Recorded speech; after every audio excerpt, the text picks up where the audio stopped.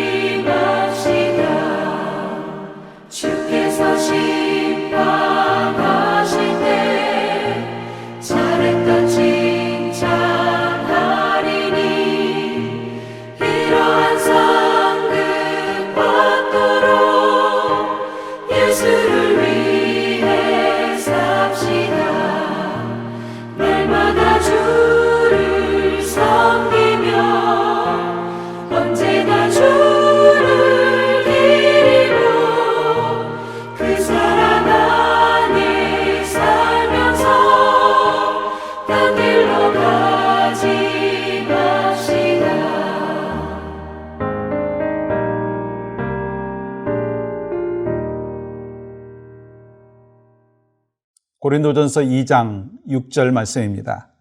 그러나 우리가 온전한 자들 중에서는 지혜를 말하노니 이는 이 세상의 지혜가 아니요 또 이 세상에서 없어질 통치자들의 지혜도 아니요. 아멘.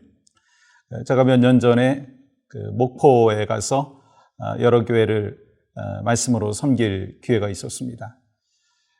방문했던 그 교회 중에 한 교회, 제법 규모도 있고 또 참 성령의 충만한 은혜들을 경험할 수 있는 귀한 교회였습니다. 담임 목사님께서 저를 소개하기 전에 이렇게 성도들하고 함께 구호 같은 제창을 또 하게끔 하시더라고요.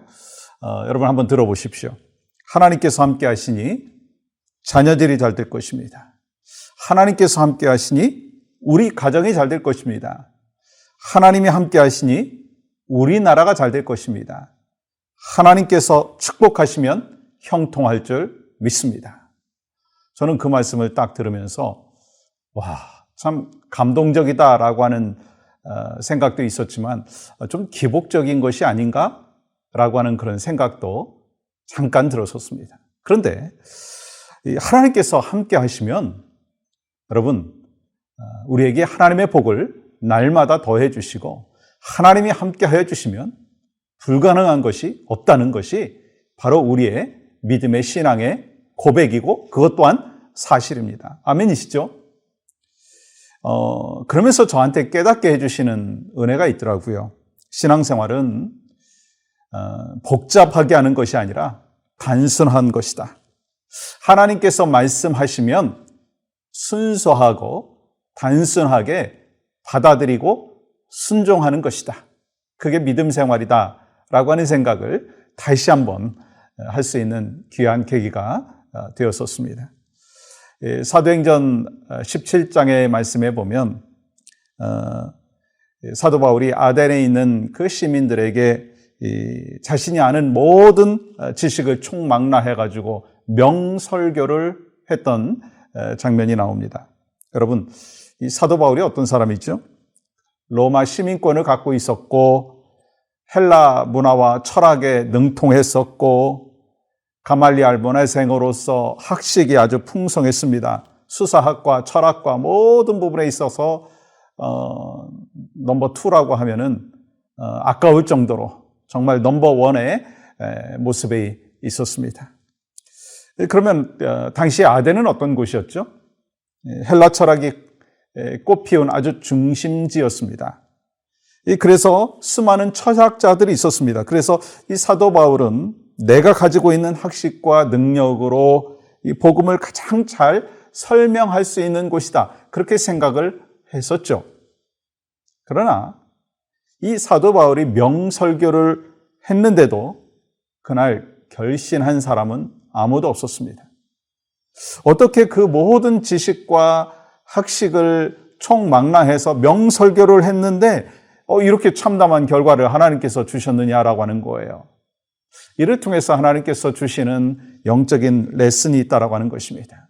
하나님께서는요, 우리가 가장 잘하는 것을 통해서 일하실 때도 있지만 그것을 내려놓게 하시고 우리의 가장 연약한 부분을 들어서 사용하여 주신다라고 하는 것입니다. 왜냐하면 우리의 능력을 꺾으시고 내려놓게 하시고 하나님의 능력을 통해서 일하게 하시기 위함이다라고 하는 것입니다.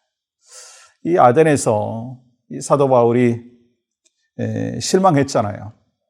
왜 자기가 복음을 그렇게 잘 전했는데 명설교를 했는데 이런 결과가 되었는가?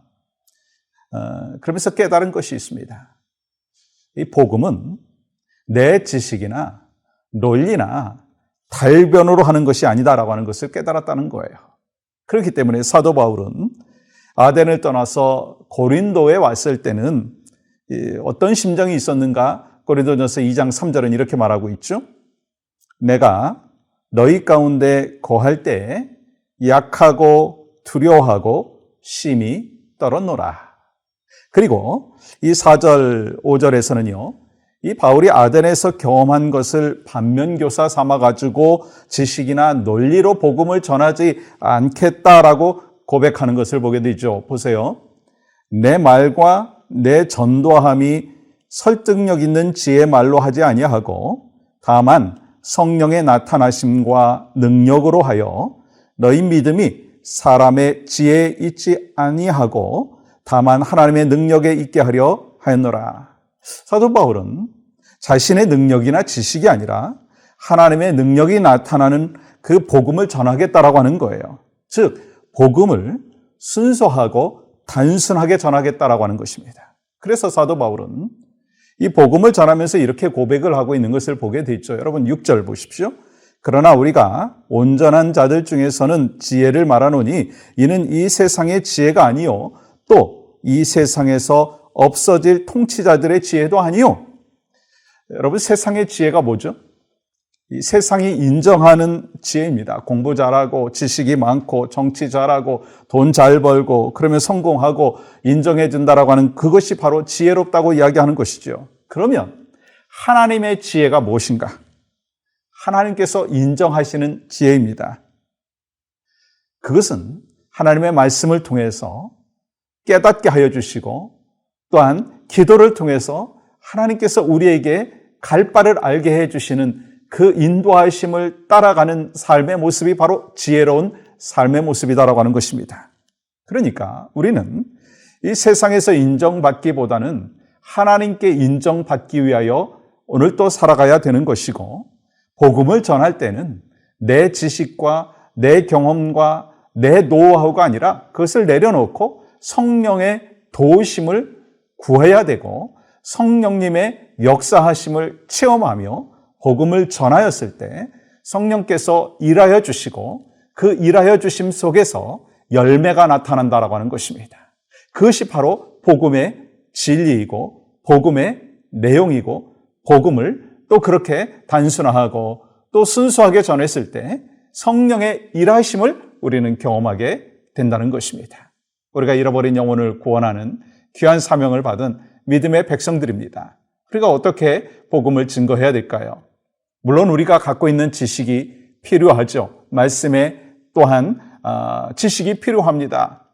그러나 그것보다 더 중요한 부분이 있다면 이 성령의 일하심 그리고 하나님께서 직접 일하여 주심의 그 은혜를 경험하기 위하여 오늘 또 내 자신을 내려놓고 성령님께 간구하고 그리고 내가 경험한 하나님을 우리 믿지 않는 영혼들에게, 낙심되어 있는 영혼들에게 오늘 또 단순하고 순수하게 전했을 때 그 복음의 역사, 열매는 나타나는 줄 믿습니다.